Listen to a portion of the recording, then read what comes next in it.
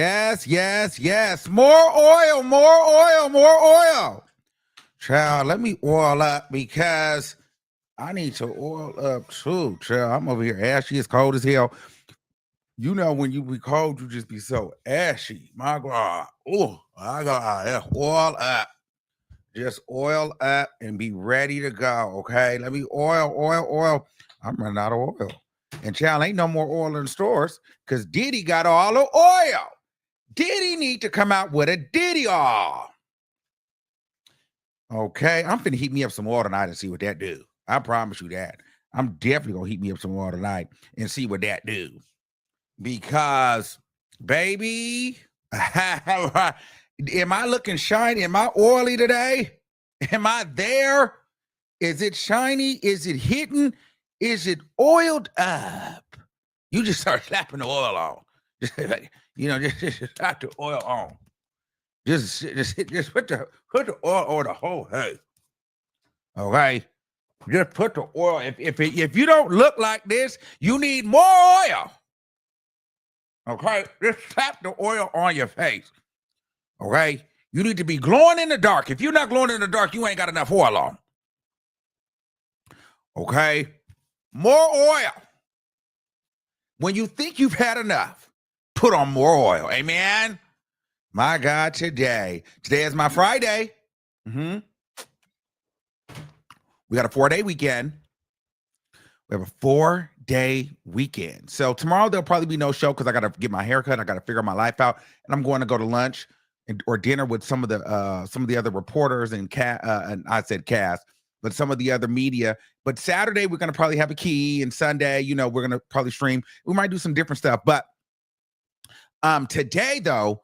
I don't have my notebook, even though I do have my notebook, but I hope you got a little bit of time and a lot of oil because we got the transcripts today. So we're going to actually read through word for word. So it's going to take a little time. I'm going to stumble and fumble over some of the words, but we're going to get to it. But I really want y'all to know what was said, how it was said, and what it gave. Okay. Now, if you ask me today, if I'm being honest with you, today was a 50-50 shot.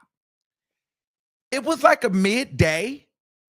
But I don't really feel like there was a clear winner. If I had to pick a winner for the day, I think that I would go the prosecution today, just because underlining once you got to everyone's testimony, and I'll reiterate this towards the end of the show, the overarching consensus, at least to me, is that no matter what you think, one thing remains consistent. You can think Diddy's a monster. You can think he's a great guy. But every person he's touched, no matter how much they respect him or no matter how much they hate him or anything in between, every person that he's touched says he's not a nice person, says he's a mean person. So for me, I felt that through every testimony, even when it felt like, people liked him. So, and that's going to lead us into, we picked up yesterday talking up to Mr. Kaplan, who was Diddy's former assistant as well. This guy now, Mr. Kaplan, really loved Diddy. Really, really, really, really liked Diddy. And he really respected him. And he really loved his job. And he was so honored. And I could just tell in the courtroom, first of all, the guy didn't want to be there. He got subpoenaed to be there. He almost wanted to evoke his Fifth Amendment right. He got immunity so that he can actually speak. But he was pissed that he had to be there. He didn't want to testify. He's moved on with his life. But you can tell that he really liked Diddy, but he had to get out of there because he saw Cassie being double kicked, backflipped, drop kicked on a private jet. And then Diddy was over there playing football practice and dodgeball practice with apples, throwing them at Gina. So we're going to get into all of that, okay? Diddy was back there tossing balls at Gina's head. Apples, actually, like he was in a freaking baseball game. Like this was a game of dodgeball. So we're going to get into all of that. And then Kid Cudi came in. And then we got to get into the cackle for me. The cackle for me was Cassie's former makeup artist. She was a key. So we're gonna get into that. So, grab a snack or grab some dinner, turn me on, turn your kids off, turn your TV up, and let's get into the story. Okay.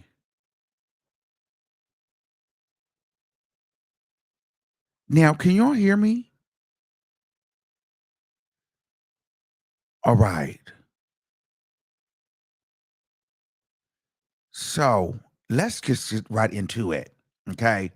Shout out to my girl Lauren LaRosa over at the Breakfast Club who sent me the transcripts today.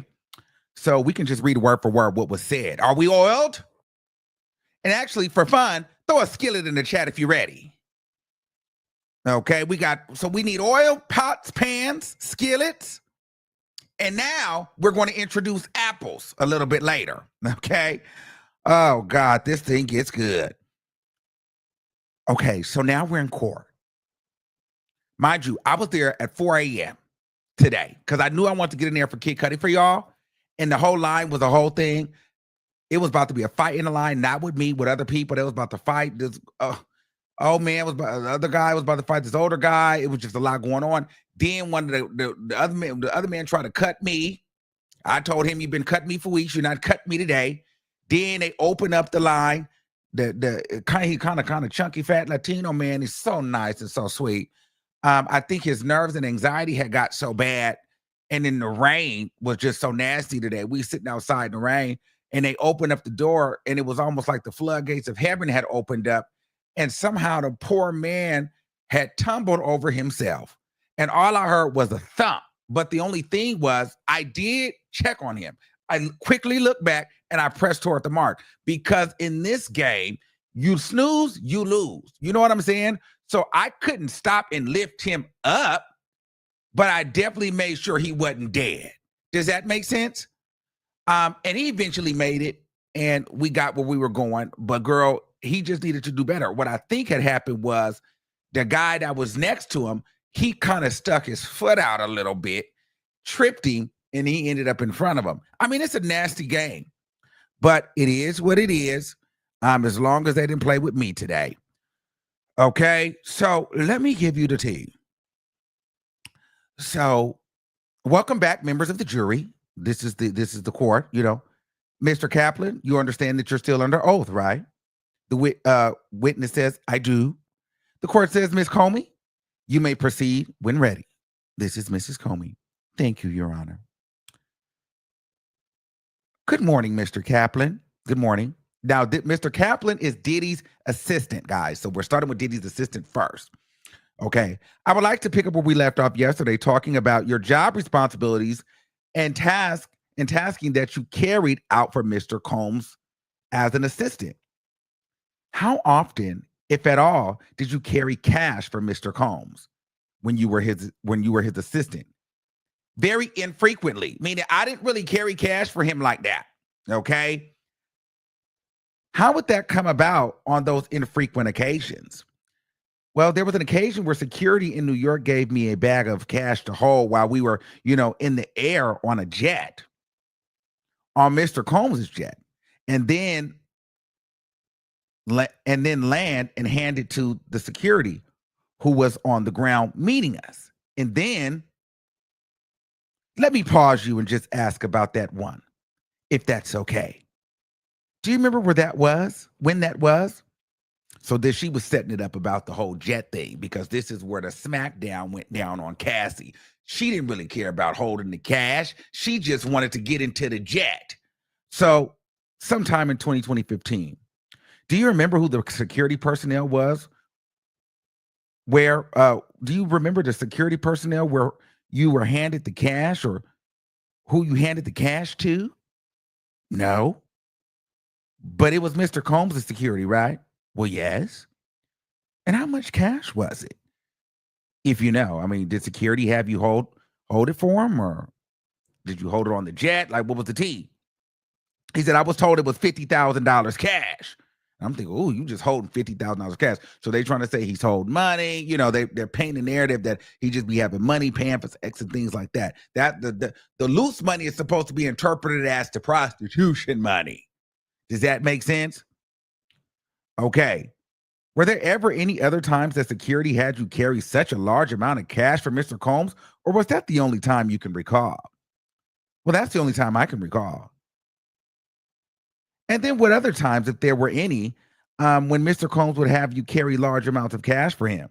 He said, I didn't carry them, but I went to the Western Union a couple times to pick up cash and give it to Mr. Combs, but not understood. I apologize for using the word carry. I meant pick up. About how many times do you remember picking up cash for Mr. Combs at Western Union? About two or three. And how much cash did you pick up from the Western Union for Mr. Combs each time? About $10,000. Do you know where the $10,000 was being Western Union to? Like, who was getting the money? Was he sending it to a nigga? Was he sending it to an escort? Oh no, where was, like, do you know where the $50,000 was being Western Union from? They said Comb Enterprises. Okay, Comb Enterprises? Yes. Okay, when you picked up the cash each time at Western Union, what did you do with it? Well, I gave it to Mr. Combs. I want to take a step back, Mr. Kaplan, and just talk about your testimony here today. Did you receive a subpoena requiring you to testify at this trial? Yes. And is there also an immunity order compelling you to testify, even if your testimony might incriminate you? Yes. What is your understanding of what that order requires you to do? Well, it requires me to testify truthfully and allow for this testimony to not be used against me. Let's break that down. First, are you required to tell the truth here? Yes. If you do that, what is your understanding of the protections that your order gives you? That my testimony cannot be used against me. Does this order protect you from prosecution for any crimes you may have committed in the past, as far as you know? No. So he's still not protected of any other crimes that he's done in the past. So that man was like, I don't want to be here because I done probably did some wild for Diddy too. All the assistants have gotten their hands dirty. In other words, you can still be prosecuted for perjury if you lie here today. Well, yes. I want to turn to a different topic. I'm like, okay. What if any long-term romantic partners were you aware of Mr. Combs having during the time that you worked for him? Now, this was good. This was some tea. When we got into this, you could see the difference. And when we got into this, you could actually understand why Cassie was so jealous of Kim Porter. But see, here also, too, you guys got to understand, before I get into this, I want you to really listen to this part because it's important. Because the prosecution, this is the prosecution's witnesses that they're calling. But oftentimes, it feels like some of these witnesses end up being better for the defense. So I'm going to read this to you, and you're going to see what I'm talking about. So what if any long-term romantic partners were you aware of Mr. Combs having during the time you worked for him? Well, there was Cassie, Miss Porter, and there's a woman named Gina. You know, Cassie hated Gina. She didn't like Kim Porter. Let's take each of those in turn. I would like to start with Kim Porter. Based on your interactions with her and Mr. Combs, what was your understanding of who Kim was? And he says, she was a mother of some. She was the mother of some of Mr. Combs' children and a very important figure in his life. So already set the stage that Kim Porter is an important figure in Mr. Combs' life, in Diddy's life, okay? He respects her. And then you mentioned Cassie. Who was she as far as you would understood? Mr. Combs' girlfriend. Then you mentioned a woman named Gina. Who was she? Well, she was another one of Mr. Combs' girlfriends. What, if any, social relationship did you have with those 3 women. He said, very little, if any at all. Miss Comey, Miss Foster, could we pull up what's in the evidence as the government exhibit 2A401? Mr. Kaplan, do you recognize the person in the photograph? There's a picture of Cassie. Yes. Who is that? It's Cassie. Do you know her by any other name? Well, Cassie Ventura. Miss Comey says, we can take that photo down now. Thank you, Miss Foster.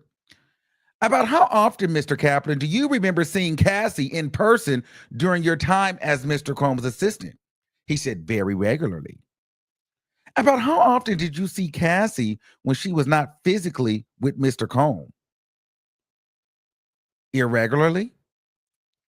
Did it happen that much? Not really. I didn't really see her that much. Like, how many times, if at all, did you witness Mr. Combs be physically violent with Cassie? He said, 1. I'd like to talk about that time, please. Can you remember about when this happened? This is so messy. Well, he says, it was the second half of 2015. Where were you when this happened? Well, we were on Mr. Combs's jet. On the private plane? Yes, on his private plane. Who else was on the jet with you? Other team members, security, management? I don't remember exactly. Let's break that down.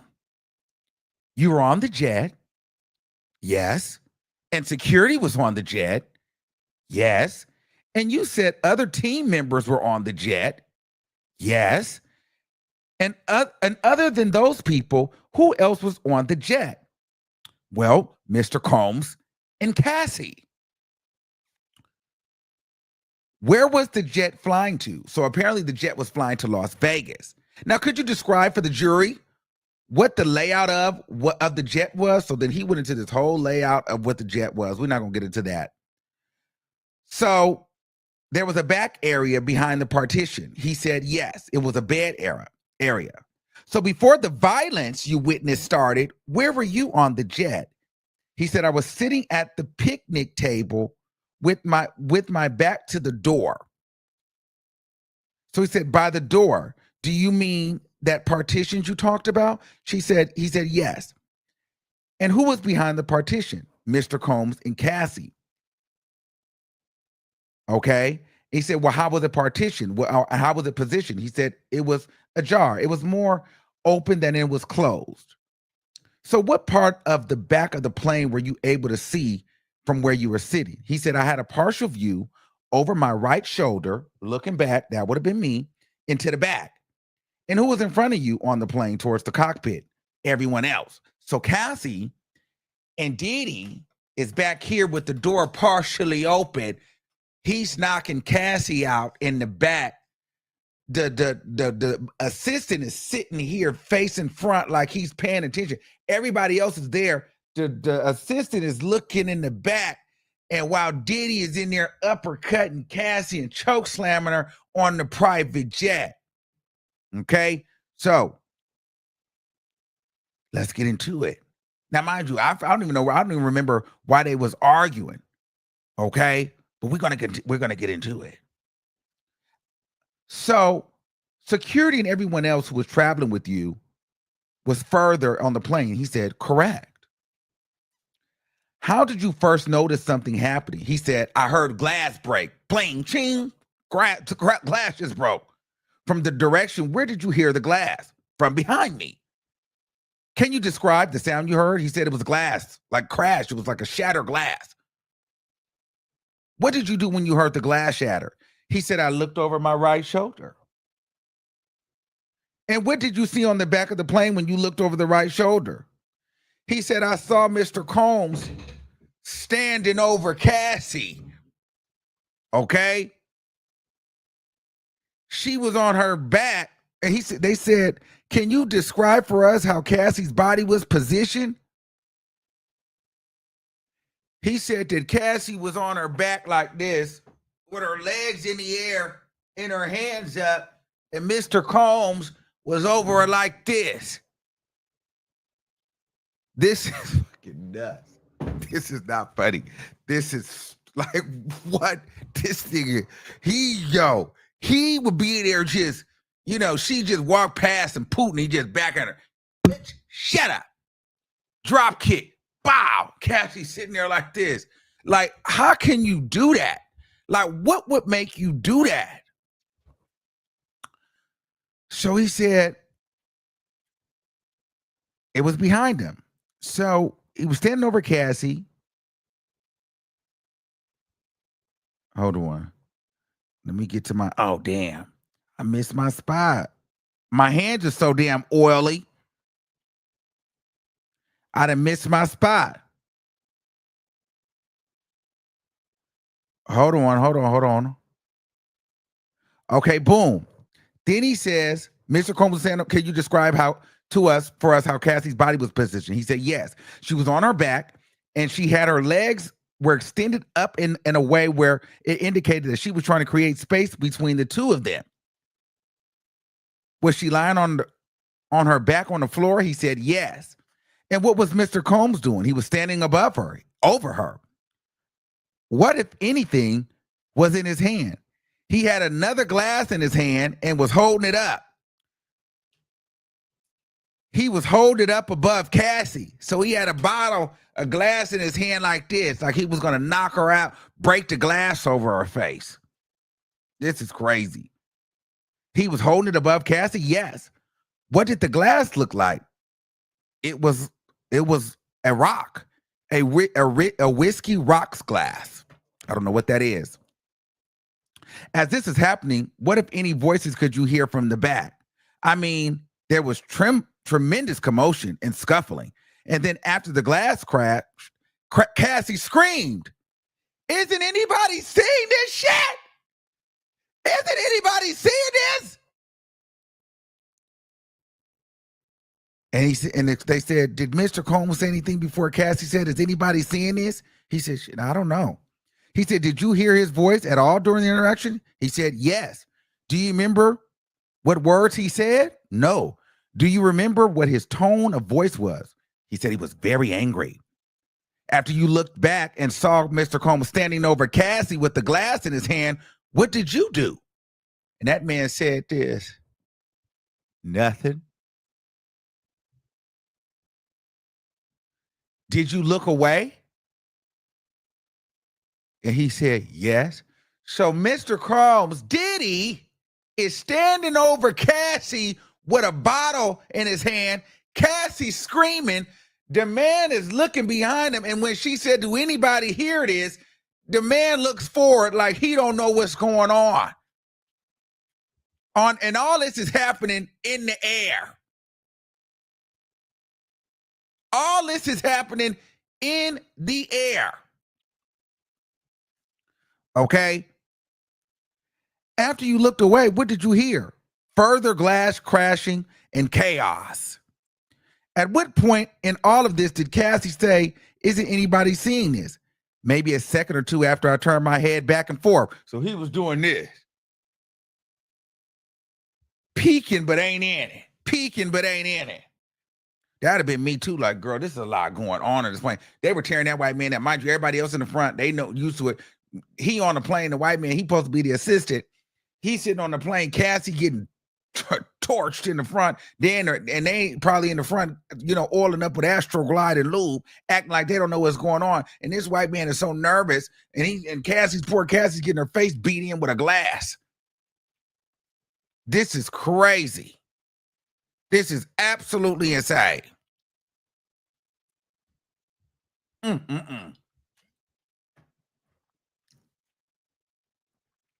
So she said, maybe a second. He said, did anybody respond to Cassie while she was screaming? He said, no. You said you did nothing. What did security do? Security did nothing. Why didn't you intervene, Mr. Kaplan? He said, I was a 23-year-old. All I wanted to do was have a great job in the entertainment industry. I could not believe my good fortune would be working so much for me, and it would be working for an icon. And the last way that I thought that I would be successful in that career would be to compromise his well-being in any way. Did you ever call the police to report what you saw? He said no. She said, why not? I propose of what I just said.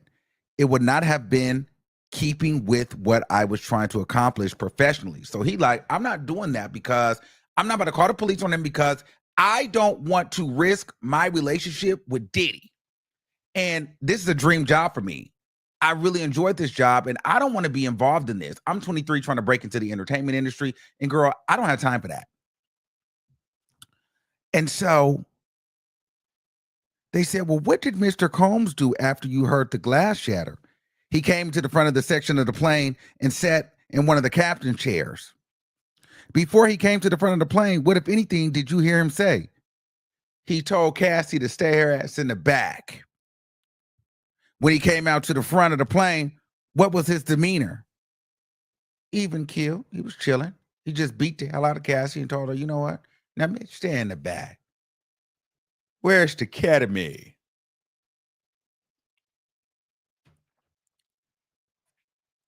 So he was calm? She said, yeah, he was chilling. After he came to the front of the plane, who was in the back of the plane? Cassie? Did anybody go back there with her? Hell no. Did anyone go check on her? Hell no. How much longer did the flight last? Less than an hour. What do you remember happening in Las Vegas after the flight? Well, Mr. Combs had a club appearance. We went to the hotel where we were staying. He and Cassie got ready. I don't remember if they were together or separately. And then Mr. Combs went to the club. All the staff went with him. And then I went back to collect Cassie when she was ready to bring when she was ready to bring her to where Mr. Combs was. Did you bring Cassie to Mr. Combs at the club? I don't remember specifically dropping her off next to him, but I remember bringing her to the table where we all were anchored. Okay. Can you just explain what a club appearance is, please? Basically, a club appearance is when a club hires a celebrity to show up for promotional purposes to attach other guests and club goers. Okay. To attract other guests and club goers. After this incident, how many times, if any, did you see Cassie with bruises or injuries on her face? He said, well, one other time. About when was this? Also the second half of 2015. Was it before or after the plane incident? It was after. Where did this happen? I saw her in Mr. Combs' home. In which home? In Los Angeles. Can you explain to us how you came to see Mrs. Ventura with more injuries? Well, yes. Mr. Combs called me via intercom. Intercom is fab, though. Diddy is rich. So Diddy called the man over intercom to see him upstairs. I thought that he was in his bedroom, but he was actually in his bathroom. The man entered the bedroom, and Cassie was crying on the bed with her head in her hands. I walked past her without saying anything and met Mr. Combs in his bathroom. Okay, let me ask you a follow-up question about that. You said Mr. Combs called you via intercom. What do you mean by that? Well, like a PA system in the house? And then is Mr. Combs' bedroom connected to his bathroom in the house? Well, yes. So when you went to the bedroom, can you explain what you saw in a bit more detail, please? She said, well, Cassie was on the bed. She was clearly upset. Her head was in her hands. It was clear that there was bruising near her right eyebrow and on her forehead where her hands were not covering her face. And I was in that room for less than 3 seconds. Where did you go after seeing Cassie on the bed? Well, I went to Mr. Combs. And what happened when you went to Mr. Combs? He asked me to go pick up several over-the-counter lotions. Watch this. Diddy then told the man to go get several lotions in witch hazel so that it can calm down and stop the swelling on Cassie. So he had beat her so bad, he had called the man up there to go to the store to go buy anti-swelling lotion. So Diddy had a remedy for everything. I had no idea that there was an anti-swelling lotion. So they said he asked me to go pick up several over-the-counter lotions remedies of some kind, which later came to learn were mixed together to act as an anti-swelling agent. What ingredient do you remember? He said, the only one I remember is witch hazel. What did you do after Mr. Combs instructed you to pick up the ingredients? Well, I picked them up. Where at? CVS. How did you pay for them? Well, I paid it with the corporate credit card. Okay, boom. So then they asked him pretty much, well, why did you decide to leave your job with Mr. Combs? Because he left in December 2015. He said the central reason why I left my job with Mr. Combs as an assistant was that I was not comfortable or aligned with the physical behavior that had been going on and that I had seen pieces of over the course of the months. When you say physical behavior, what were you referencing? Well, the plane incident in question, the bedroom incident, and having to be responsible for fixing those type of things and being, assisting the fixing. I didn't want to be a part of that. So he like, listen, he's beating these women up. I got to fix it and I got to be in on it. I'm being traumatized. And this is what I'm saying. That goes back to the trauma piece from the psychologist, the forensic psychologist yesterday. And I was telling you guys, everybody ends up under a web of traumatization when they're with Diddy, whether it's not just Cassie, it's even the employees, because that man loved that job, would have did anything for that job. However, he didn't know that you was going to be Ike and Tina her on a private jet and drop kicking her in your bedroom and then sending him to go get witch hazel and anti-sweating lotion. He didn't sign up for that.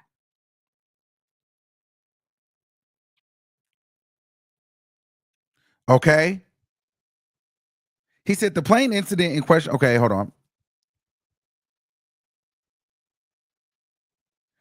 He said, yeah, okay. So it was extremely challenging because I obviously was extremely grateful to be in the role and have had a great deal of respect for Mr. Combs. And it was extremely vexing, but in my heart of hearts, I knew that it was the right thing to do. You're referring to having to fix things. What do you mean by that? I mean like being asked to go get witch hazel and just party to any of this other type of stuff. I just didn't want to be involved. When did you make the final decision to leave as Mr. Combs' assistant? Well, my dad was diagnosed with prostate cancer, and that was the straw that broke the camel's back for me. He lives in Boston. Being so far, it was unattainable for me. And given the rest of what's been described, that was the best choice for me. They said, well, was it just 2 incidents with Cassie that led you to the decision, or did something else happen?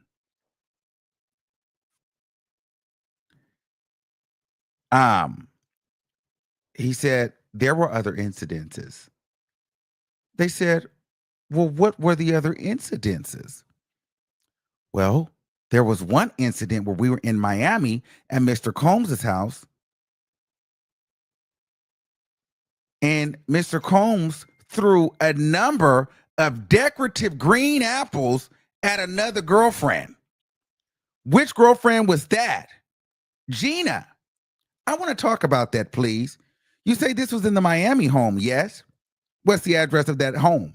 2-Star Island. And what time of day did this happen? Late night. Where on 2-Star property did you see this happen? In the entryway of the main home. And what did you see in the entryway of the main home? Well, Mr. Combs was very angry, and he was throwing these green apples that lived in the decorative vessel of some kind of main entryway. Where was Mr. Combs throwing these apples? Well, he was throwing them at Gina. How hard was he throwing the apples? He was throwing the apples hard. And so apparently Gina had Diddy fucked up. And so Diddy was having target practice with Gina. So as Gina was in the hallway, Diddy would have a bunch of apples and he'd cock back and blast the apples at her. He was just having target, he was just throw the apples at her. Here, throw the apple. But my thing is, to sit back and throw apples at a person is crazy. And Gina's sitting there playing dodgeball with decorative apples in a 20,000 square foot house. Could you imagine that? Imagine you on a 2-star island, you in this huge mansion, and somebody, you in this rich ass nigga house, and this nigga's throwing decorative apples at you. You playing dodge apple. He throwing $1,000 apples at you. What the fuck is going on? Like, what the? And you got a duck and shit, but he aiming for your head, and he's pissed. You stupid bitch! Bow! You dummy bitch! Bow! You dummy! Bow! And she over there ducking and shit, and she don't know which way to go. They're doing the Matrix and shit.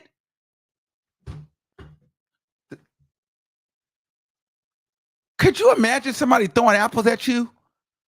That's crazy. That is fucking crazy. Don't throw no fucking apples at me. She trying to walk through the door, and she got to do the full on to avoid the apples. Diddy is crazy. Diddy is absolutely insane. And the thing is this. You almost don't feel bad for Gina because Gina still stays. She's not cooperating. She still want to be around. That's the whole thing with Gina. Girl, you still want to be here. That's crazy. That is crazy.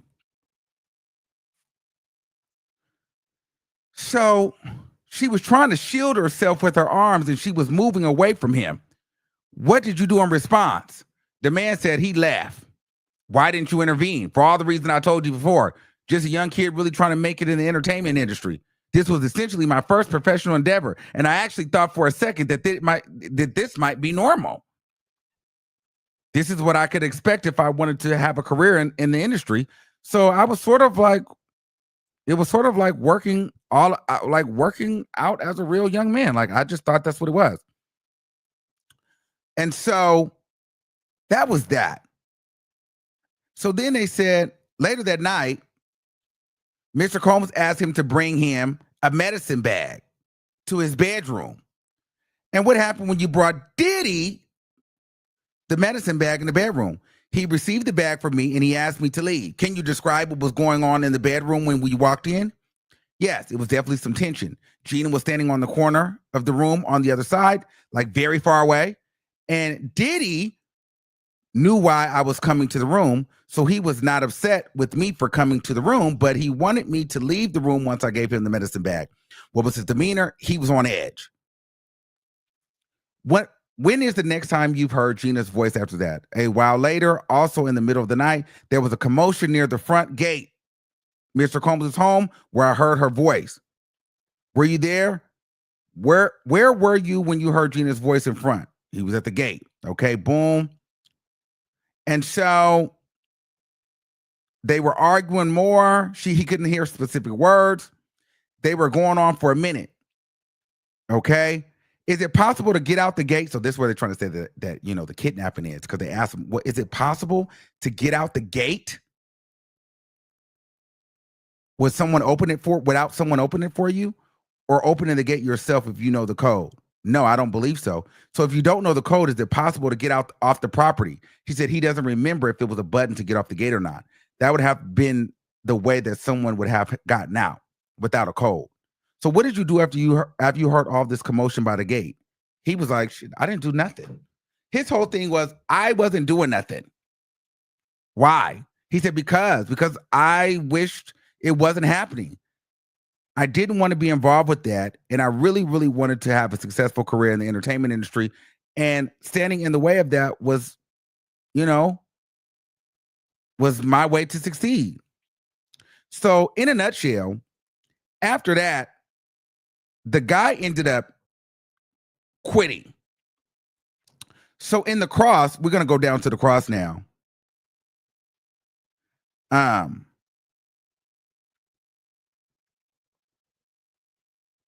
they asked him, did he like Diddy and all this stuff? And he basically said, yeah, the reason why I was excited to take the role in the first place is because Diddy is obviously an enormous business mogul across numerous industries. I had been a fan from since day one and a child.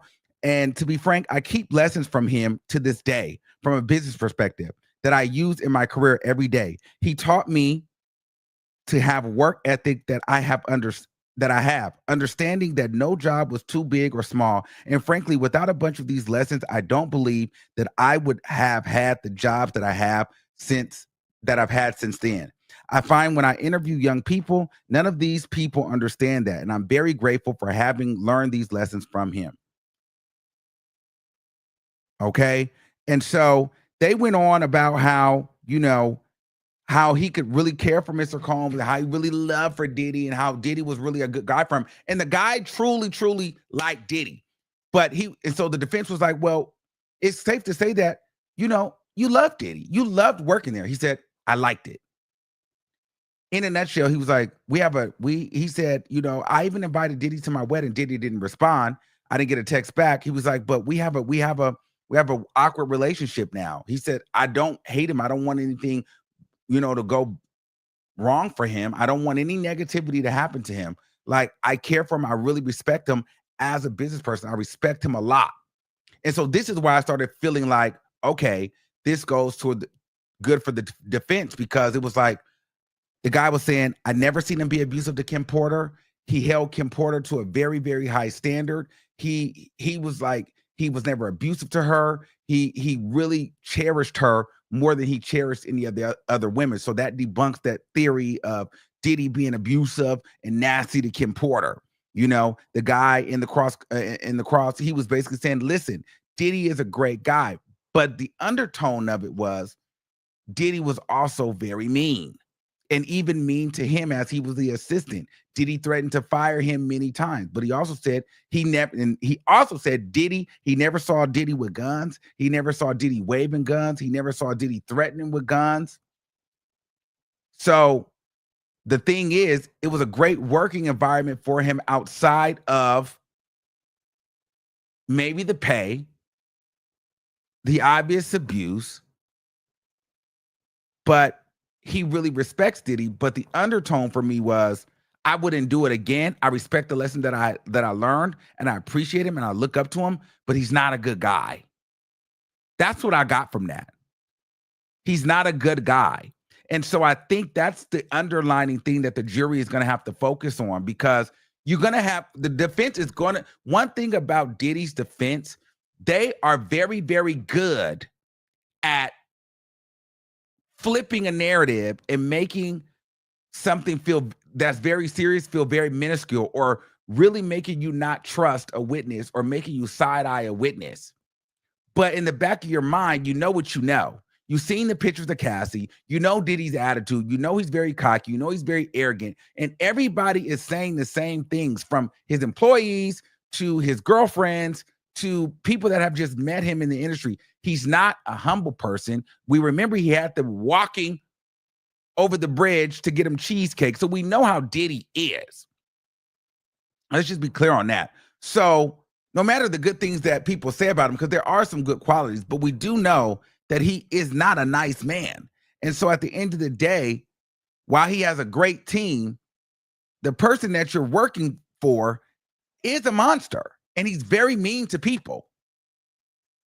So that kind of was that testimony. That's kind of what I got from that assistant. In a nutshell, without going through every single thing, just because we don't have enough time for all of that, it was more so, I respect Diddy. I didn't see him doing, waving a lot of guns. He was respectful to Kim Porter, but Cassie, he would beat her too much. He would beat Gina, and that was too much for me. I didn't want to be a part of that. And so I quit. But I always respect him for the business mogul that he is. But for me, he's not even nice to me. And so I no longer want to do this job. And that's what happened with that. I don't want to get in here and tell on the man, because I'm not beefing with the man. I don't hate the man.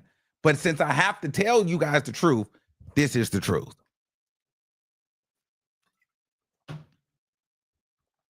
And then, so now we got to get into Kid Cudi.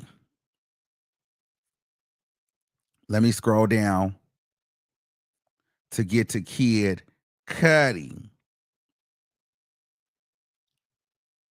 And this is when it gets good too. Let me see. Hold on. Okay. Mr. Muscati, Kid Cudi.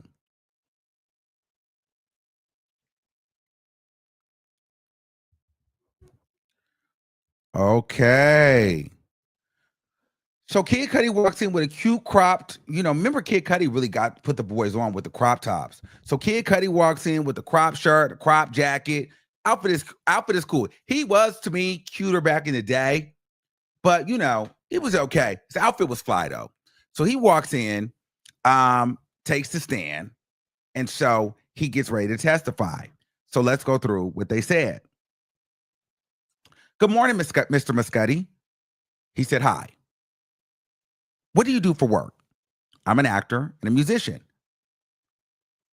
Are you known by any other name? She said, well, yes, Kid Cudi. All right. So boom, they asked him, they said, they pulled up the picture of Cassie. They asked him who that was. It was Cassie. And they said, do you know Miss Ventura? He said, yes. They said, well, how do you know Miss Ventura? Well, we were friends and we dated briefly. I'm like, oh, okay. How did you first meet Miss Ventura? Well, just at an event in New York years ago, around 2008. Did you ever collaborate professionally with music with Miss Ventura? Yes, we worked on music together.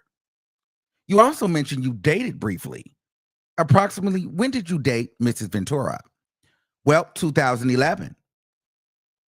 Okay. Mr. Muscati, who else, if you know, was Mrs. Ventura involved with romantically with around the time that you were dating her in 2011? They said Sean Combs. Ms. Foster, could you please pull up what's in evidence as Government Exhibit 2A101? Mr. McCuddy, do you recognize who's depicted in the Government Exhibit 2A101? Yes. Who is that? Sean Combs. Is that the same Sean Combs who was romantically involved with Mrs. Ventura? Yes. Miss Johnson, you can take that down now. Mr. Muscati, when you first started dating Mrs. Ventura, what, if anything, did you know about the status of her relationship with Mr. Combs? When we first started dating, you mean, yes, you mean when you first started dating? Well, that she and Sean Combs had problems and they weren't dating anymore. That's what I thought.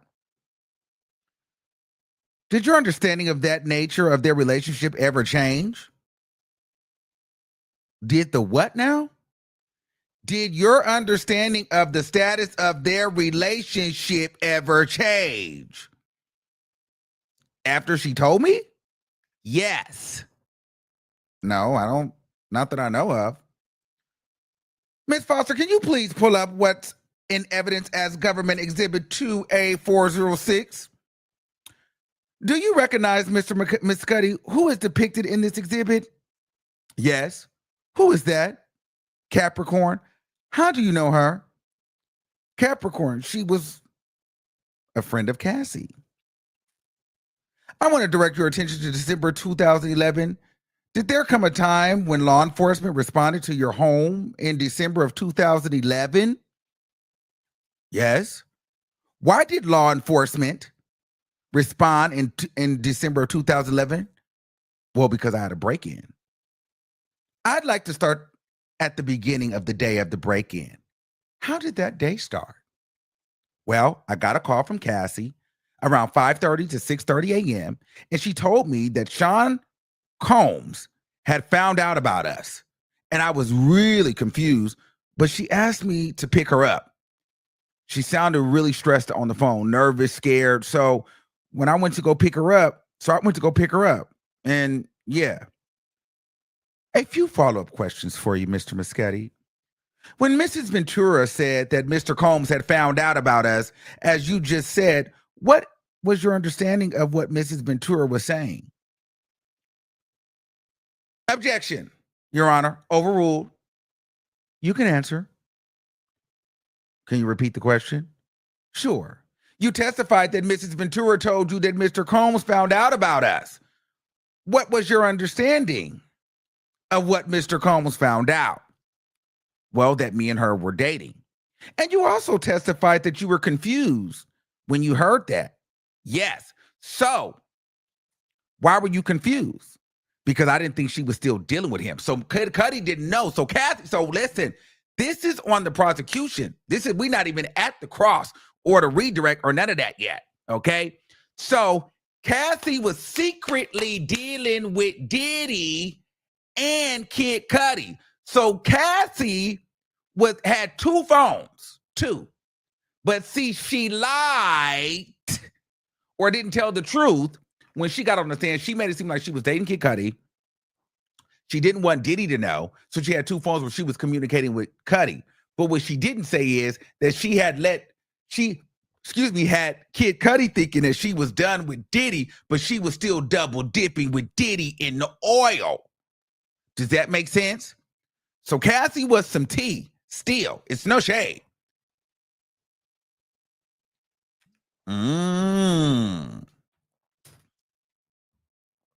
So let's get back into it.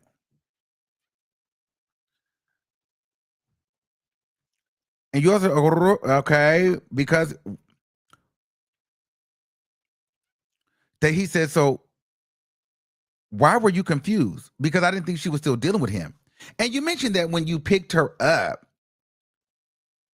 and you also mentioned that you went and picked her up. Is that correct? He said, yes. Why did you go pick her up? Well, she wanted me to come pick her up, and she also was worried that he would come to my house because he asked for my address, and she gave it to him. When you picked her up, could you please describe for the jury Mrs. Ventura's demeanor? Well, she was very stressed. She was nervous. She was just scared. She didn't know what Sean Combs was going to do. Prior to the phone call you received that you just testified about, you and Miss Ventura previously discussed the nature of her relationship with Mr. Combs. Yeah, about like if they were still hanging out or if she had been seeing him, like, or in a general, or meaning in general, like, what do you mean? Let me be a little bit more specific, Mr. Moschetti. What, if anything, had Miss Ventura previously told you about Mr. Combs being physical with her? Well, she told me that he was abusive. Objection, Your Honor. It's sustained. Mr. Moschetti, after you picked up Mrs. Ventura, where did you go?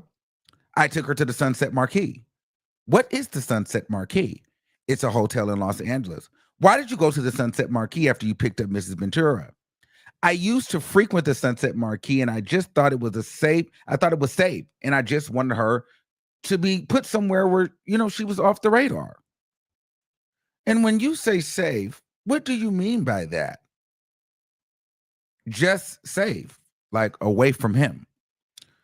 When you and Mrs. Ventura were at the Sunset Marquis, who else, if anyone, did you speak to while you were there in the hotel? Capricorn. So before we talk about that, about the substance of that communication, I have a couple of questions. Okay. Have you spoken to Capricorn before this morning? Yes.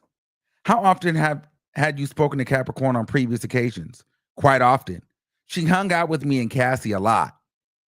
On the morning when you were at the Sunset Marquis, how did you speak to Capricorn? On speakerphone. Who else was present, if anyone? Cassie. And can you describe how Capricorn's voice sounded on the phone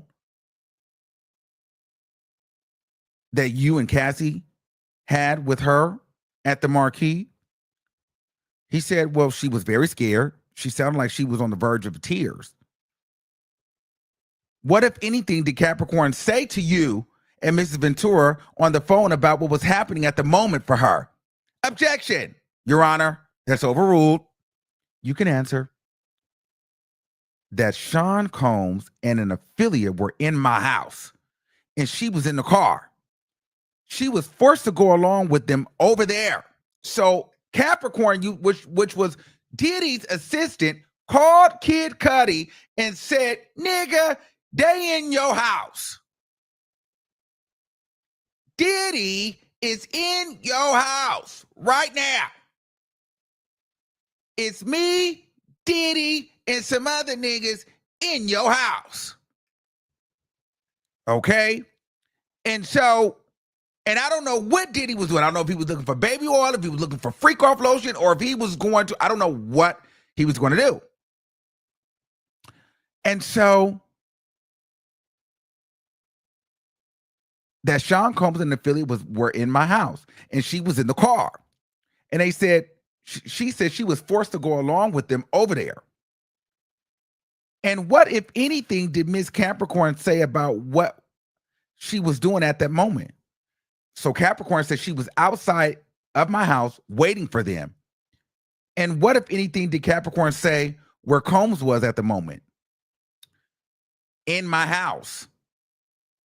After you spoke to Capricorn, what did you do next? He said, I got in my car and I went to my house. Did anyone go with you when you went to your house after the phone call? He said no.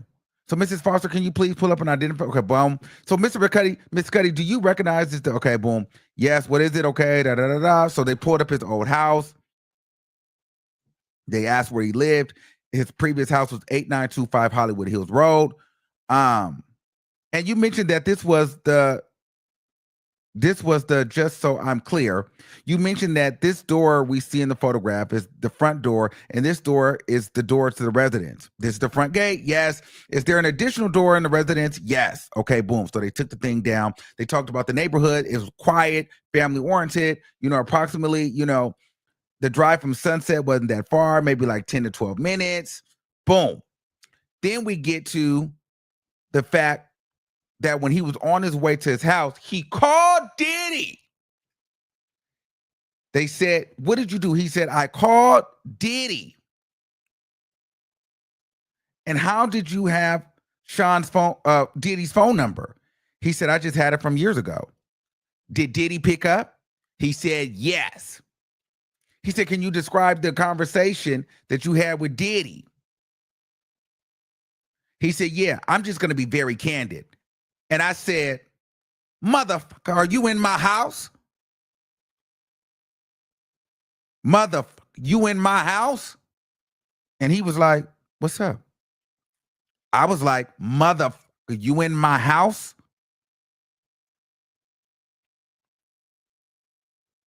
And he said, I just want to talk to you. And he said, I was like, I'm on my way over there right now. And he was like, I'm here. So so Diddy was in that motherfucker house with somebody else. So Kid Cudi like that, I'm on my way to the house. Then that nigga thought about it. He said he thought about it because he didn't know who Diddy had with him, whatever weapons or nothing, he didn't know. So he said he decided to just call the police. So he ended up calling the police, and when he went to his house, the police were there, okay? Diddy had been gone. So boom, let me see what else is going on. Mr. Combs said, I'm over here waiting on you. I'm waiting for you. What was your understanding of where Mr. Combs was located? At my house. What was Mr. Combs' tone of voice during the phone call? Very calm. When you arrived to your house, focusing on the first outside of your house, what did the outside look like? It looked pretty normal. Were there security cameras at your residence at that time? Yes. Were the security cameras working that evening? They weren't. I thought they were working, but they weren't. You find out later they weren't working. Yes. Where were the security cameras positioned? On the exterior of your house, to the side, like somebody moved them out of the way. When you say somebody moved it out of the way, can you explain what you mean? Like the camera was angled down at the door originally, and it was moved to the opposite angle. And when did you discover the camera had been moved to a different angle? Once I got to the house, and the camera at a different angle earlier before the break-in. The camera was at a different angle before the break-in. He was like, yes. Had you moved the security cameras at all? He said, no. So let me tell you this. I'm jumping ahead a little bit, but when they got into the house, Nothing was really stolen. Kid Cudi felt like he left his door unlocked, which was kind of crazy how you leave a freaking door in Hollywood unlocked. I don't know why people in Hollywood are always getting robbed and stuff, but apparently he felt like he left the door unlocked. So they went in there opening gifts, and there was some Chanel stuff, like opening Chanel bags. And I don't think that they took anything. I'm going to read through it again, but for the most part, nothing was really taken, and the house wasn't really ransacked. So that was interesting. Nothing was really broken, nothing was done like that. But so someone in the business, they told me, like, they were even saying, like, this is what people were doing to Ray J, where they felt like, Ray J was going crazy when he was like tripping out. So oftentimes when people can get into your house, they want to send you a message. They call it moving the cup.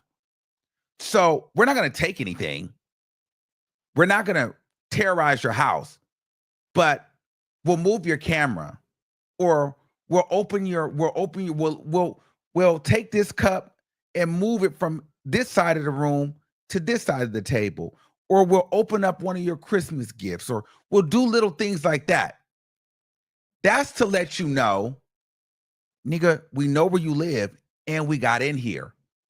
So keep playing with me. But you can't go and tell or say anything because people would think you crazy. So they do little things like that to taunt you. Motherfucker, let you know, I've been in your house, nigga. You know that, hey, this cup wasn't right here when I left it. The cup is here. So that terrorizes you, because niggas come in your house and basically send you a message like, yeah, I can get in here. Sleep with one eye open, nigga. So they move the cup on you. That's an intimidation tactic. I learned that that's what people be doing out here. So perhaps whoever got in his house was just moving the cup on him. I don't know. Trying to scare him like, yeah, bro, I know where you live and I can get in here. Okay?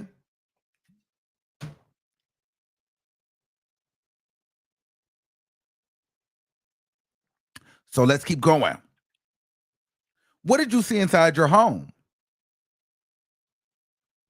Some gifts I bought for my family were open. Some stuff I got from Chanel, and my dog was locked in the bathroom. See, let's go put the dog in the bathroom. So taking one step at a time. Where were the gifts that were open on the kitchen counter? What type of gifts were they? I can't remember exactly. It was specifically they were, but it was stuff from Chanel. And you mentioned your dog was locked up in the bathroom, right? Well, yes. How did you typically allow your dog to stay in your home when you were present? I just let him roam. Had you shut the door to the bathroom before you left? No. Before the break-in, how long had you had your dog? I think by this time, maybe 3 years. And I want to just focus on the immediate aftermath of the break-in. What, if any, changes in behaviors did you notice in your dog after the break-in? Very jittery and kind of on edge all the time. And so there was a rumor that was going around that Diddy allegedly drugged the dog. And so that's what you do.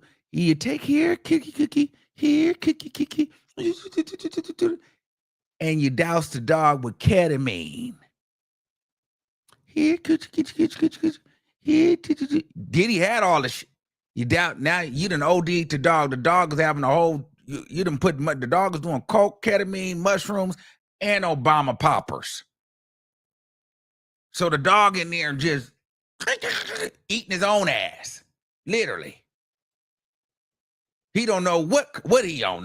They had that dog tied, and ain't nothing wrong. I don't know if you ever been high before, but could you imagine taking a Molly and then being locked up in a bathroom in a small space and you high as shit?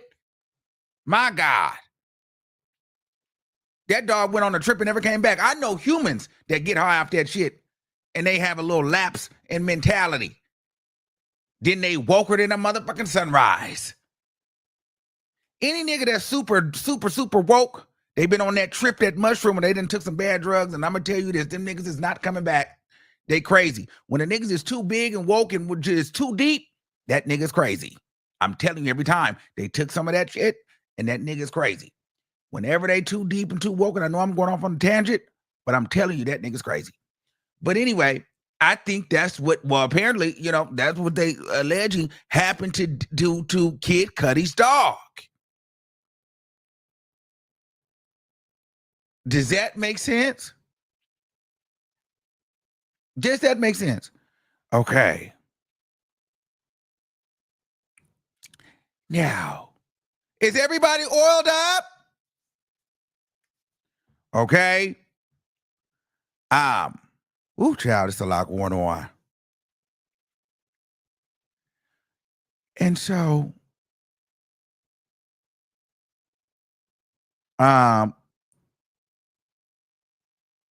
what if any trend? Okay, he was just, okay. I want to focus on what you did next. After you got to your home, what did you do after that? Well, I got in the car, and that's when I called Sean Combs.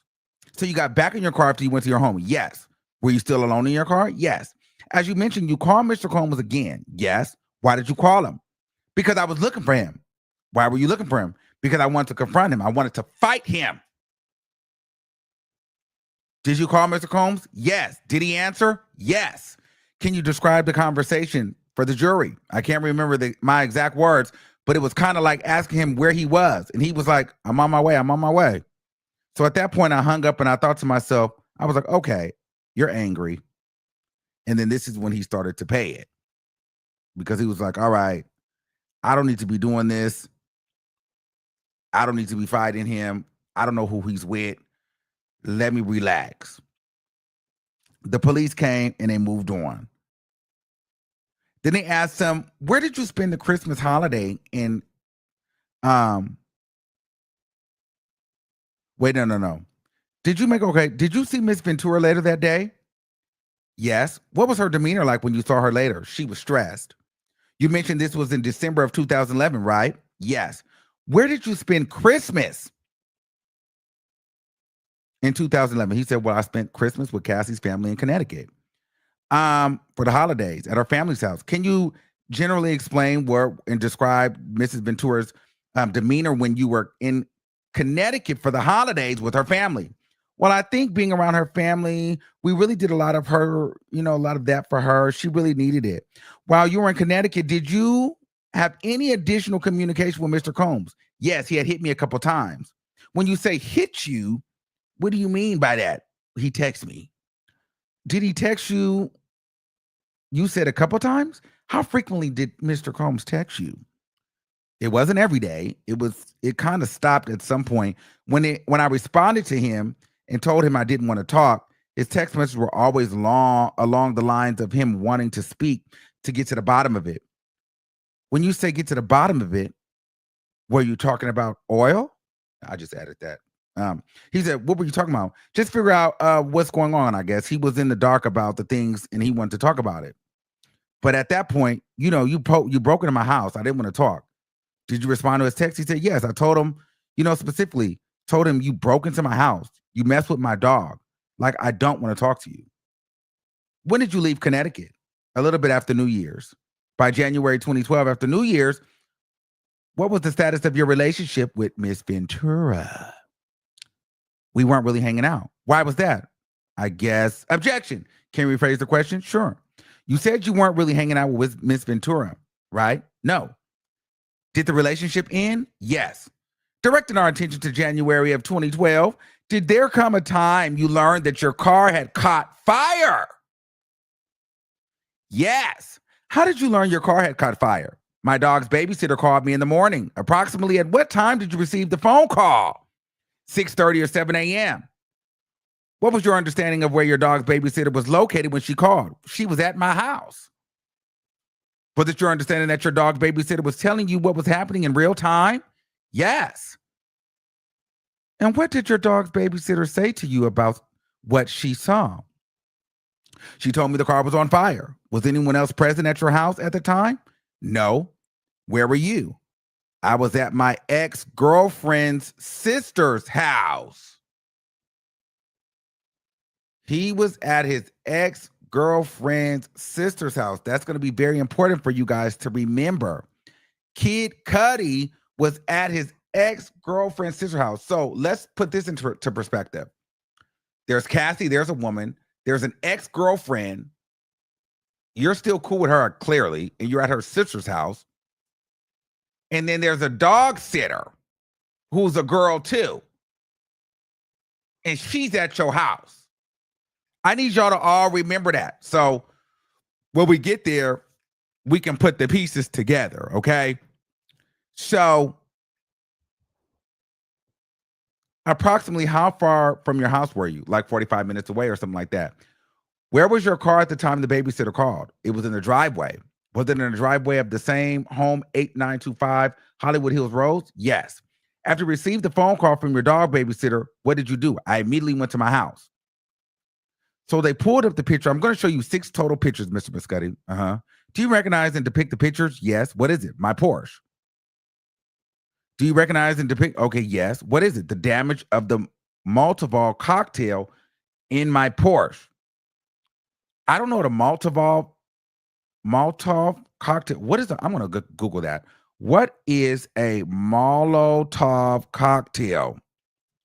So a Molotov cocktail is a hand-thrown incendiary weapon consisting of frangible container filled with flammable substances and equipped with a fuse. In use, the fuse attached to the container is lit and the weapon is thrown, shattering on impact. Oh, damn. Oh, this is what they did. This is what that is. Child. That is a mess. So they threw that in his car and blew his car up. Somebody threw that in that man's car and blew his car up. That is crazy. Mind you, this is all in Hollywood. This is all in the Hollywood Hills at 6:30, 7 a.m. in the morning. Niggas is coming up throwing Molotov cocktails in your car. But there's no footage. There's nothing. All these big mansions, there's nobody. There's no mailman. There's nobody jogging. I just never understand that. These rich people be having the most things going on. And y'all be talking about us that live in the hood and stuff. But niggas don't be just going out here throwing up, explosives in niggas' cars.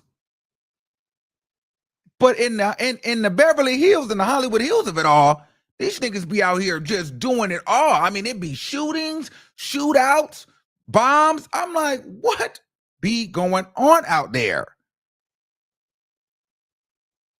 Like, what's really going on?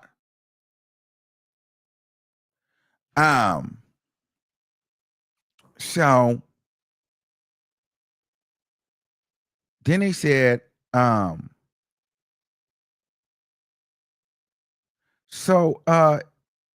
asked him, was it his car? It was like, yes. There was pictures of a car, boom, boom, boom, boom, boom. When did you receive these photos? While I was away from my house. Who sent you the photos? My friend Chip, who was Chip. He's a good friend and a collaborator. Okay, boom.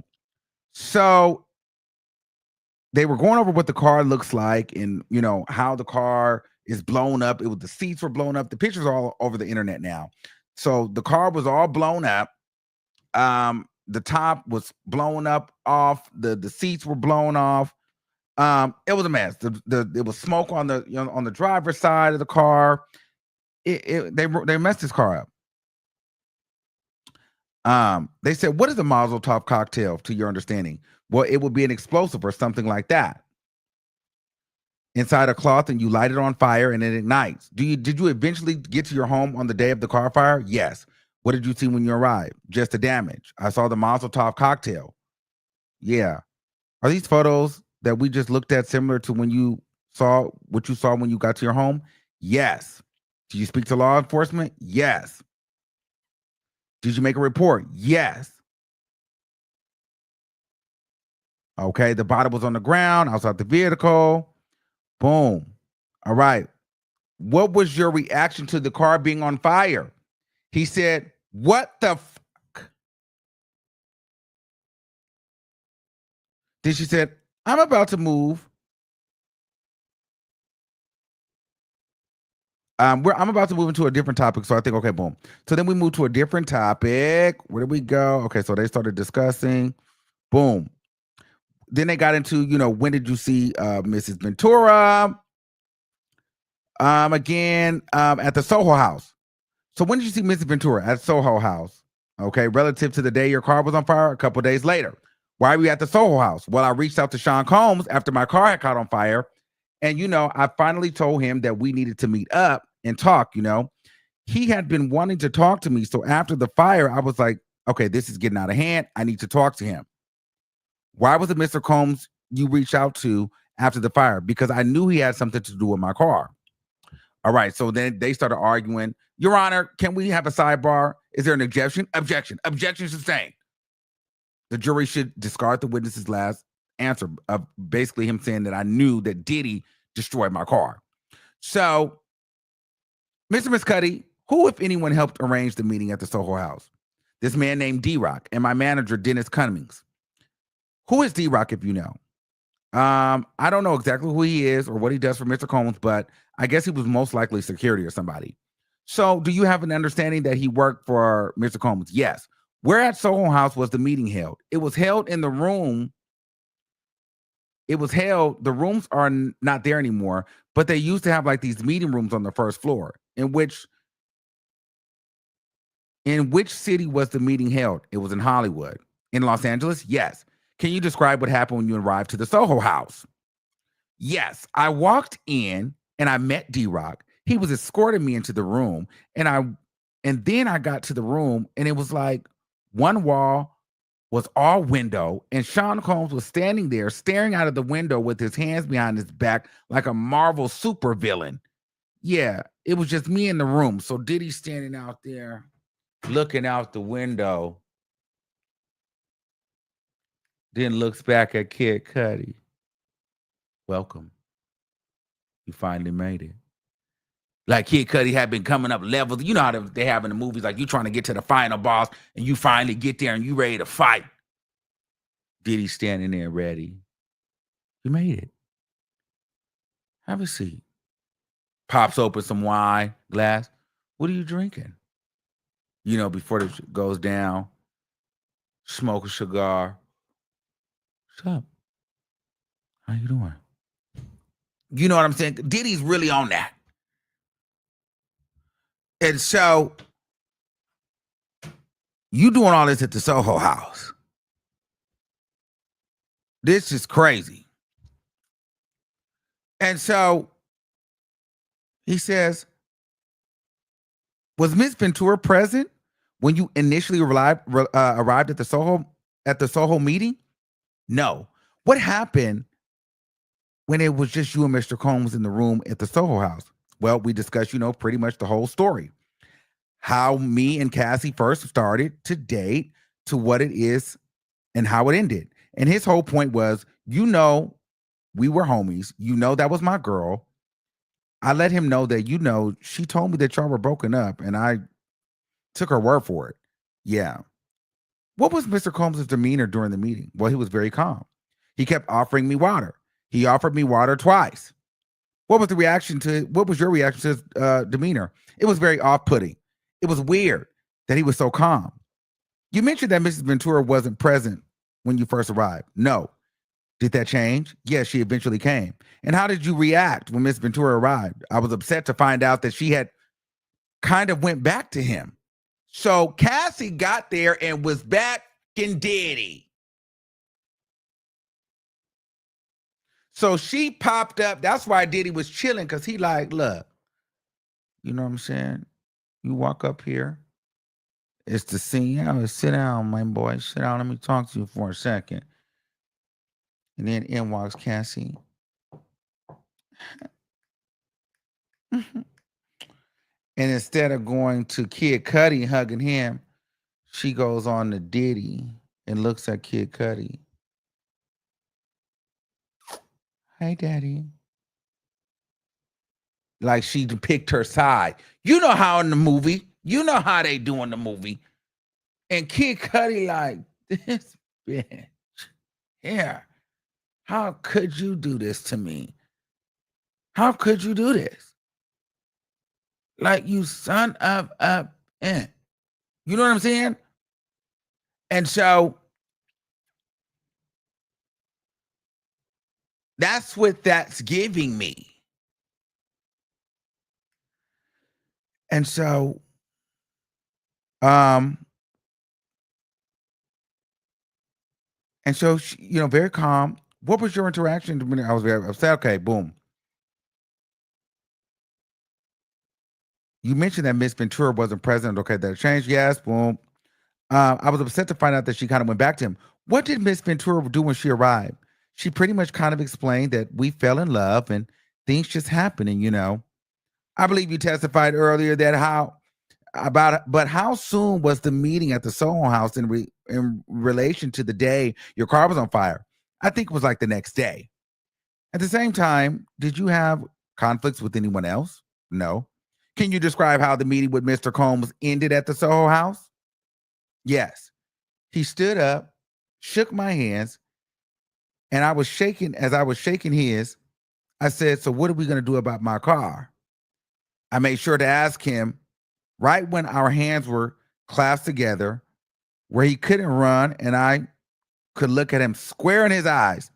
And he looked me right back in my face with a very cold stare and said, "I don't know what you're talking about, nigga, mother, oh." You know what I'm saying? It's that. And I think Diddy thought he was in a fucking I think Diddy thought he was in a movie. Like he thought he was in I don't know. He thought he was in this action-packed crime, criminal, drug lord movie. And he was the final boss. And he just this gang. I think he thought he was in a gangster movie. Like there's some gangster shit right now. What car, nigga? You have a good day, motherfucker. That's what that's giving me. Am I the only one that's getting that from that? I know I'm not the only one. Am I the only one that's getting that?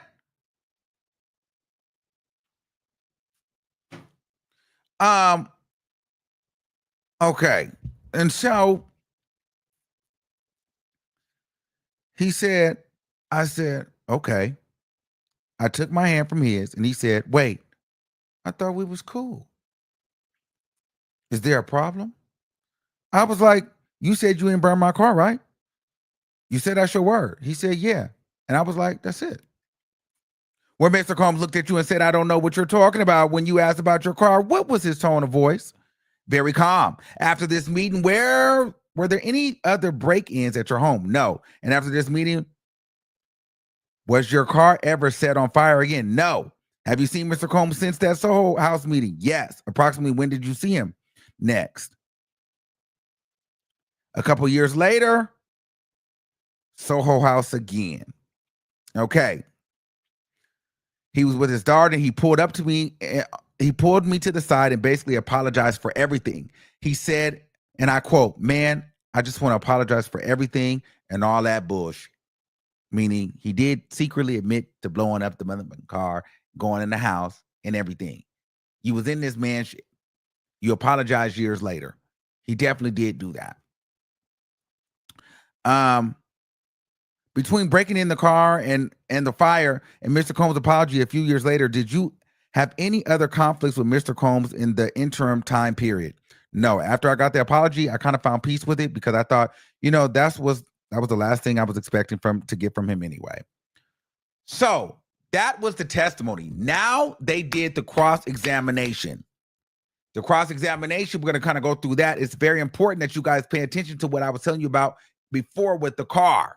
Because you would think the car being blown up in Hollywood, all of these things, there would have to be some receipts, some evidence, something in regards to, who or what possibly could have happened to this man's car, right? And also, this is the part where the defense tries to paint Cassie as a whore. Okay? So we're going to continue to get into it. And again, now we're getting to the cross. So if you haven't oiled up, it's time for more oil, more oil. And if you're feeling freaky because it is Friday night, More Astroglide. Or you just spit in it and just go for what you know. Okay? Now, I think I'm going to start doing lives with gag balls. How about that? I think I'll go get a gag ball for this weekend. We're going to have a Diddy party this weekend. Should we have a Diddy party this weekend on live? I think that'd be great. All right, let's continue. So, Your Honor, may I have one moment? You sure? Now, here we go. Now, this is Brian Steele. Brian Steele is cross-examining Kid Cudi. I want to speak to you, and I want to ask you a couple of questions about your Porsche, okay? Yes. So, if you remember, it's January 9th of 2022. Does that sound right? 2012? What did I say? You said 2022. I apologize. 2012. Yeah. Sound right? Yes. And you're with your former girlfriend the night before at her sister's house. Fair to say? Yes. So you were with your girlfriend you were with your ex-girlfriend at your sister's house the night before. Yes. And you got a phone call alerting you that there has been a serious damage to your vehicle. Yes. Yes. And are there any surveillance photographs at this time? No. And law enforcement was called, correct? Yes. Fire department also came. Do you remember that? Yes. My dog's babysitter did send some pictures of the damage. You know the fingerprints were taken. You know that fingerprints were taken, true? Yes. And you understand that fingerprints were in 2012, right? Yes. You knew that DNA was collected, true? Yes. You know that the DNA comes back to a female, right? You said what now? Objection, Your Honor. Grounds, hearsay, speculation, foundation. Mr. Steele, maybe you can ask some more questions. Sure. Are you aware of the DNA that was collected from your vehicle? Yes. And you kept in touch as much as you could about this incident. Fair to say? Yes, I reached out to the police department a couple of times. And were you aware that the results from the DNA that came back was from a female? That's my question. Objection, Your Honor. Objection. Same question. Sustained. Do you know the results from the DNA test? Objection. That's overruled. I tried to reach out to the police, Kid Cudi says, but I didn't hear any of the follow-up about anything, about any fingerprints or anything. So no eyewitnesses that put Sean Combs near or around your property or on about your property at January 9th, 2012. Fair to say? Yes.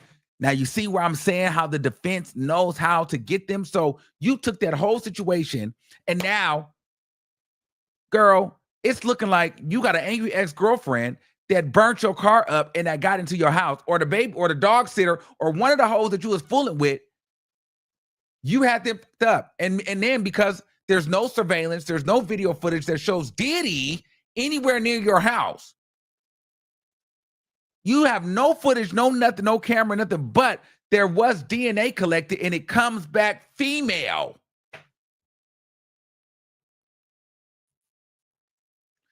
That creates doubt. You're like, well, shit. Like, so you're like, well, who blew up the car then?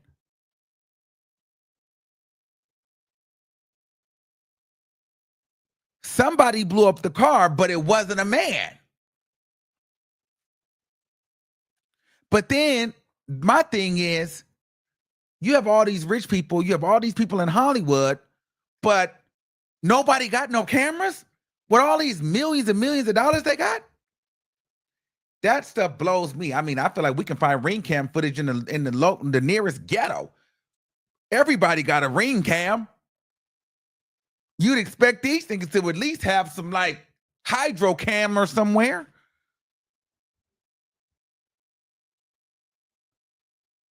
So who blew up the car? Nobody knows who blew up the car. Now, some people saying he paid Cassie to blow up. Did he pay Cassie to blow up the car? And I believe she could have did it. But to this day, we still don't know who blew up the car. And he don't have no evidence on who blew up the car. But the only thing is the DNA was tested and it came back female. That's the whole thing. So who blew up the car? And none of the evidence, and there's no evidence that shows Diddy was at his house or on around his house at that time of day, on that day.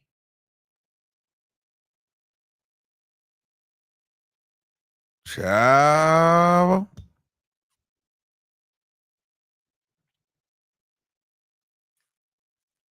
So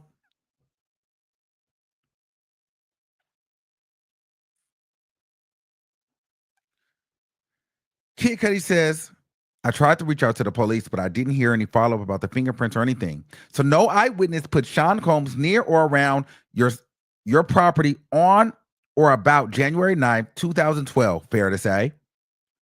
Yes. And no eyewitness or other evidence that anybody affiliated with Mr. Sean Combs was on or around your house on January 9th, 2012. Is that true? Objection. Hold on for a second. That's sustained. You don't have any information, do you personally, that anybody affiliated with Mr. Combs was on or around your property at the same time of damage to your vehicle. Is that true? No, I don't. So it's January 9th of 2012, but before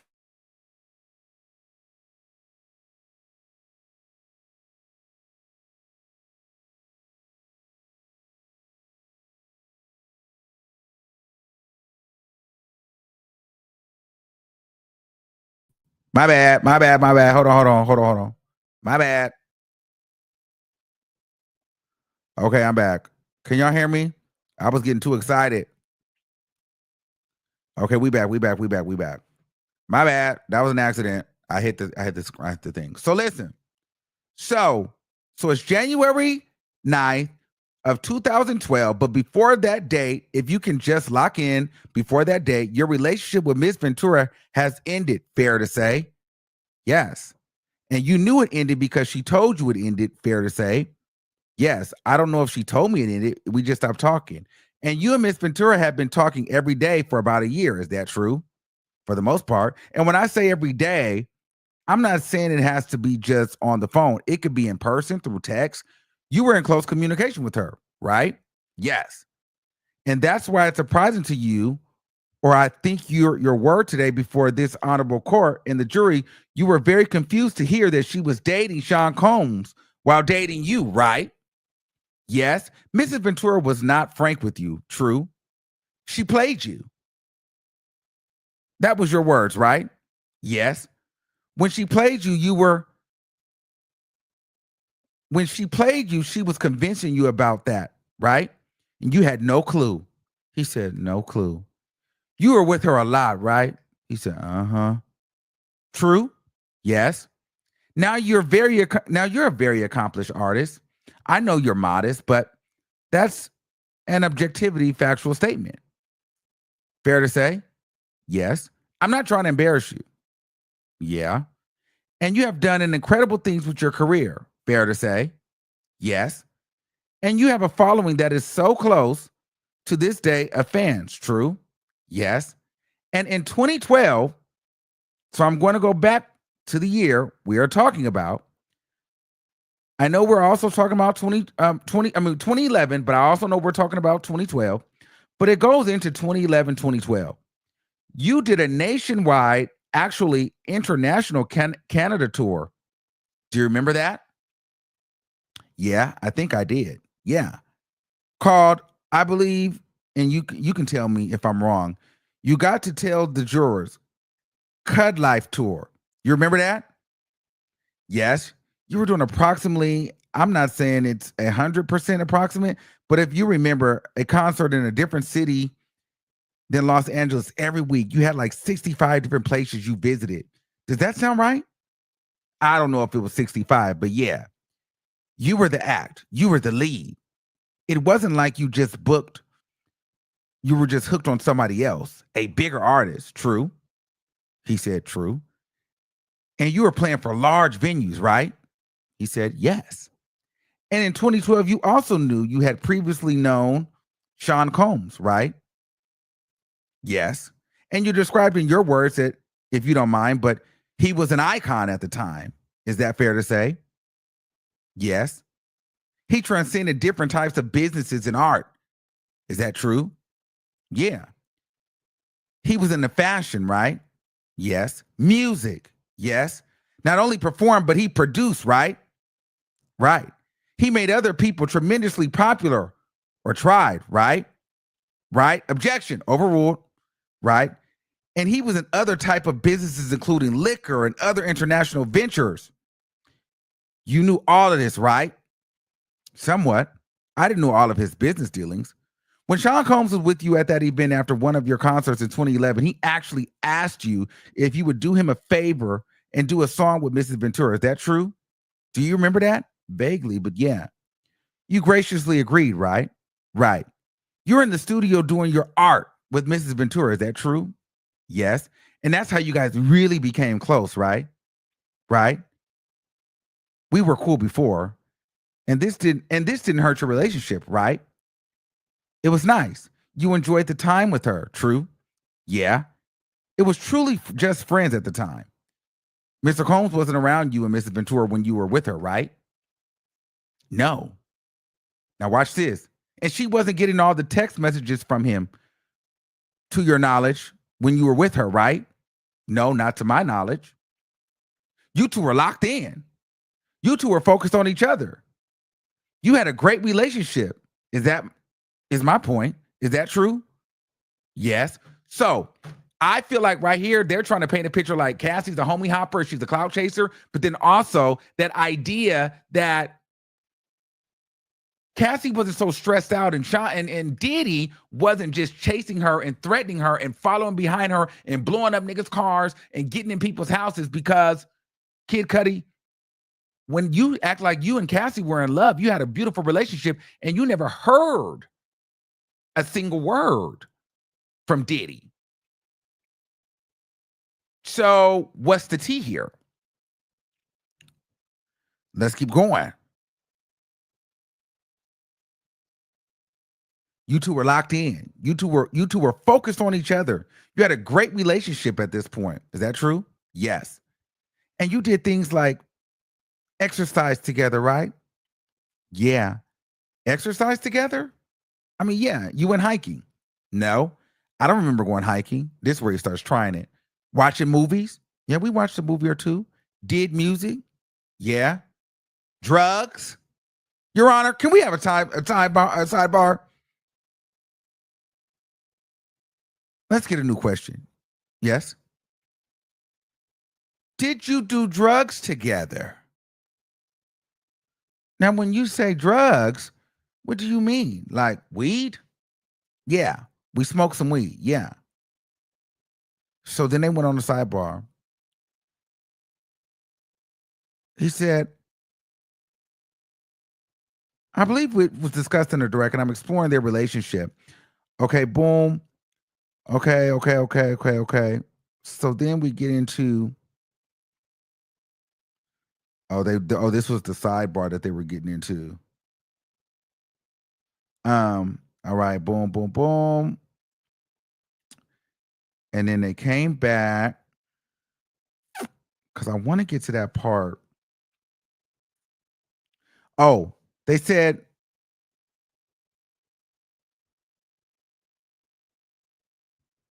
he said,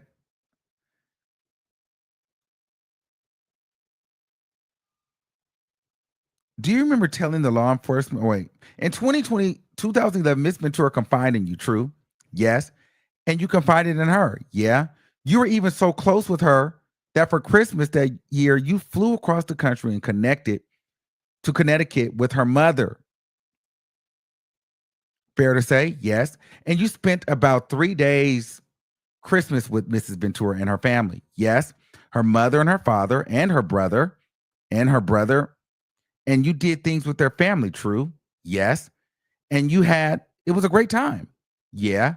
And you felt very close with her. Yes. And this is after the trespass into your home. True. Yes. With regards to you, you said that you were hurt when the relationship when you and Miss Ventura ended.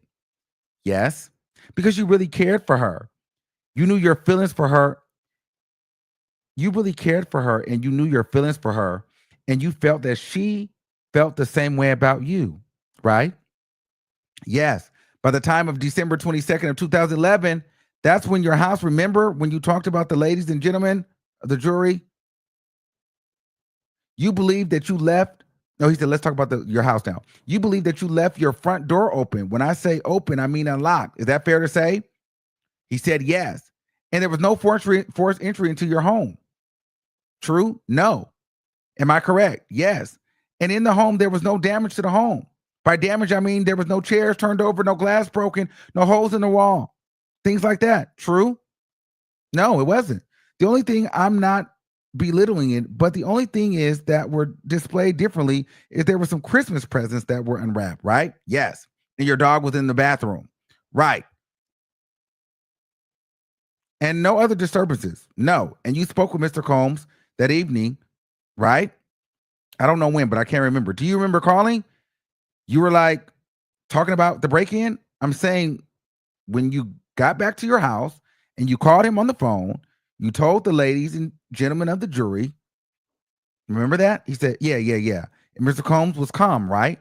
Yes. He didn't curse at you, did he? No. He didn't threaten you? No.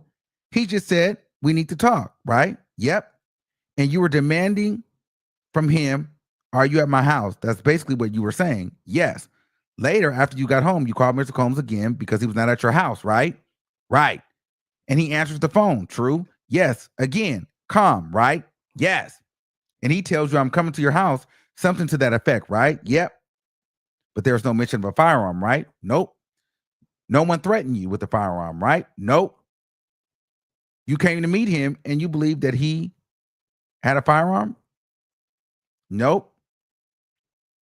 So at this point, he's setting it up that Diddy wasn't a threat to you. You weren't that intimidated by Diddy. You see how they do a good job of kind of breaking down the witness. It's like, well, damn. Well, Diddy's not that bad of a guy. But deep down, you know that he kind of really is. I'm trying to get to the part.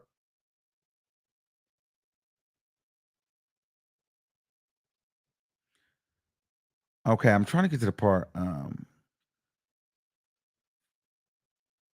where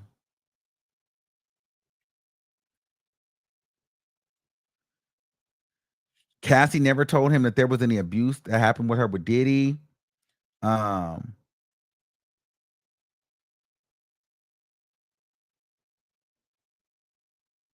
oh, you were you spent time with Cassie freely, right? Yes. And Miss Ventura was free with you. She was carefree as far as you could tell, right? Yes. Now, with regards to going back to the meeting, I believe you said it's called Soho House. Yes. And some of the jurors may not know. Okay, boom.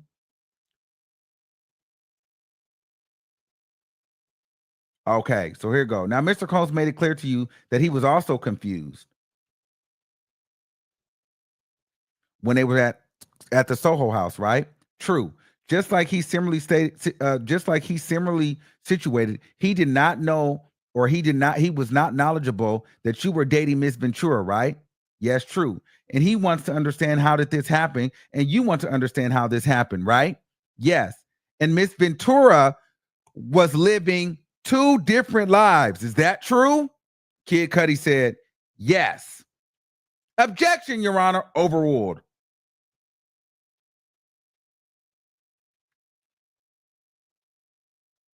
So for the most part, the defense proved that, hey, Cassie was living two different lives and she was cheating on both of y'all. She was cheating on both of y'all. And that pretty much was the end of that. And Diddy was calm. Diddy didn't show no guns. Diddy didn't do none of that. So he rested his case. I'm gonna run through this other part. There was this other lady that came up. They kept her on there not that long.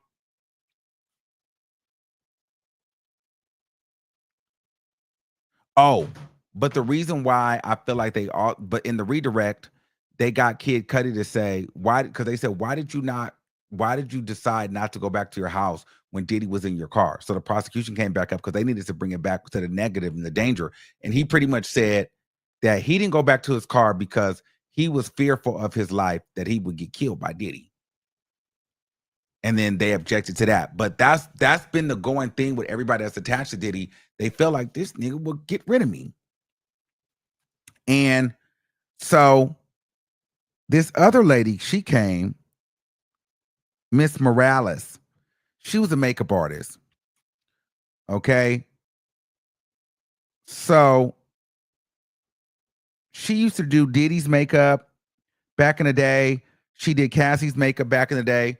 Long story short, she saw Diddy hit Cassie a couple of times. Their whole thing with her is they feel like they painted the picture that she wanted money because this woman has done several interviews with different publications about what she saw that night. She done been on CNN. She done been on Fox. She done been on this news station, that news station, this network. Then it got so good to the lady. The damn lady went and sold pictures of her and Kim Porter for $1,000 to publications. Kim Porter don't even have nothing to do with Cassie and the Diddy situation necessarily. This woman got a picture of her and Kim Porter, and she went and sold the picture to the tabloids. But this lady is trying to testify for Cassie, but she don't even talk to Cassie, and she don't talk to Diddy. But they discredited her because it's like, well, girl, yeah, you saw Diddy beating on Cassie, this, that, and the third. But girl, you've been on a press tour telling Cassie's story, and Cassie never told you to tell the story.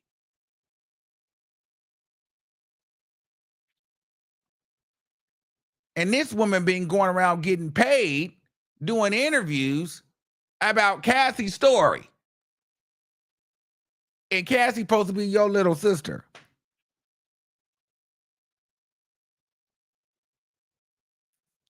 So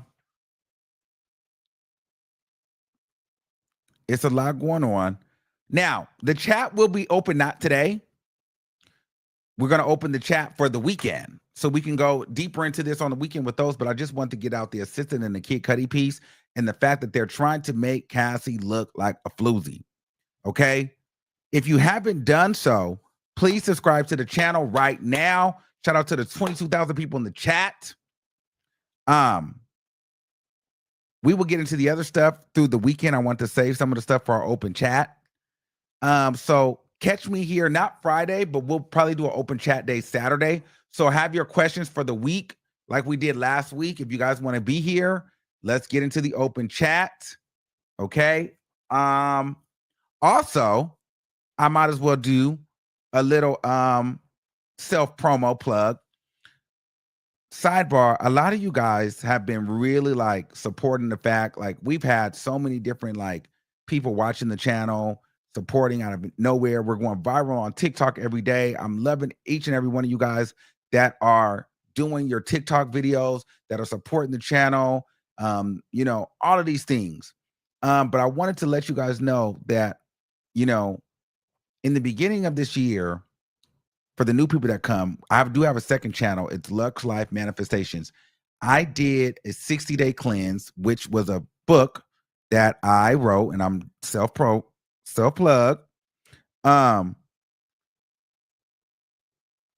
And we did the 60-day cleanse journal, and this was part of my manifestation. So you guys are literally watching the manifestations in real time happen. So for anybody that wants to get on their manifestation gig, I will click the link. I will send you the link to the journal for you guys to do it. The 60-day cleanse is amazing.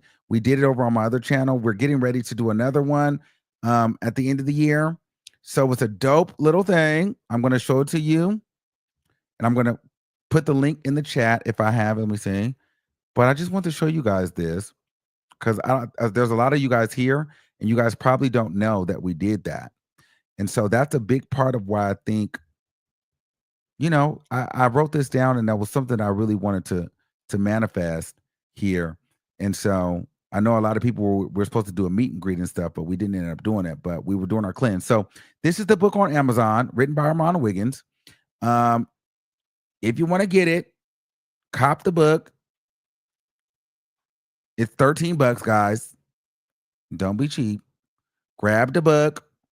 Okay. The 60-day manifestation cleanse right here.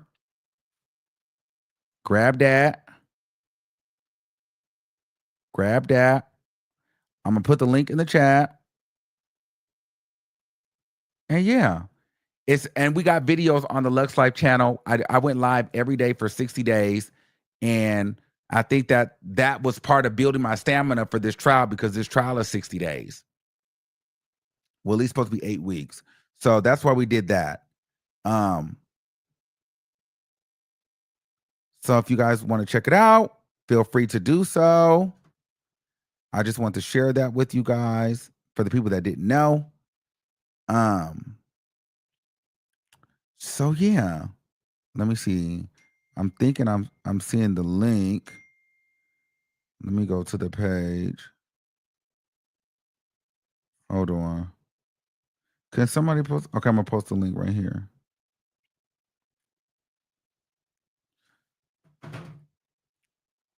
So, and also follow me on Instagram. All that. We're doing our thing. Shout out to everybody that's showing love, though.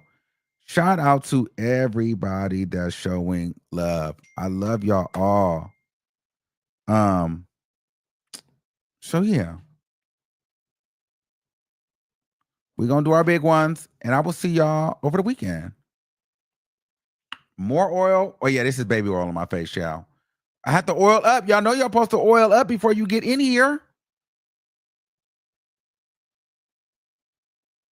Y'all know y'all supposed to oil up. All right, y'all. I'm gonna find some food, and I'll talk to y'all later. Bye.